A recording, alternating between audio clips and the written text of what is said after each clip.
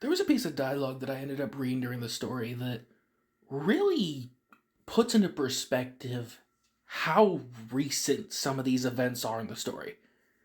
The fact that Minato was 8 years old when the capital fell, when the original old Eridu fell, and they stated that was 11 something years ago. That's not that long in terms of apocalyptic style scenarios. 11 years ago for an apocalypse might as well be yesterday. This game constantly reminds us about the fact that this is a post-apocalyptic world, but it also manages to put enough good things in the story that it makes you forget, even for just a moment, before reeling you back in to be like, hey, this is a post-apocalyptic wasteland. Be reminded. When you think of all the backstories, all the traumatic events that these characters go through, think about it. A majority of the cast that are, hell, even if they're in their early 20s, they were literal children when effectively the apocalypse started. Put that into perspective. Think about how many characters were literal children when the capital fell, and even though they seem somewhat okay now, that kind of trauma does not go away.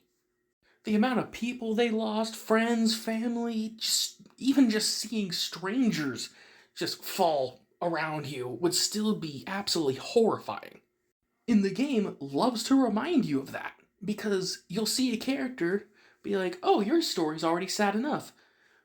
And that's on a singular level. But then when you factor in every one of the characters that exist in this world, collectively, they all went through this. And that's not even mentioning the characters who are old enough to have still been adults when the capital fell. That's a whole different conversation entirely. Because first, for the younger characters, they were kids going through the apocalypse. That's already bad enough. But then you have characters who, hell, for some of them, are just now when the capital falls, are just newly adults, if not maybe in their early 20s at the latest. And then the entire world basically just shifts under their feet at such a drastic degree. And mind you, a lot of these characters didn't exactly have a good life leading up to that either. So even before the apocalypse, some of them were still living extremely horrible lives.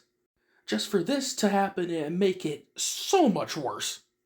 So for the people that say this game doesn't represent trauma well for characters, whether it be disability representation, trauma, PTSD, all of the sort, yeah, it does it really well, because it doesn't say it outright in your face, and you gotta put the pieces together, and it makes it all the more terrifying.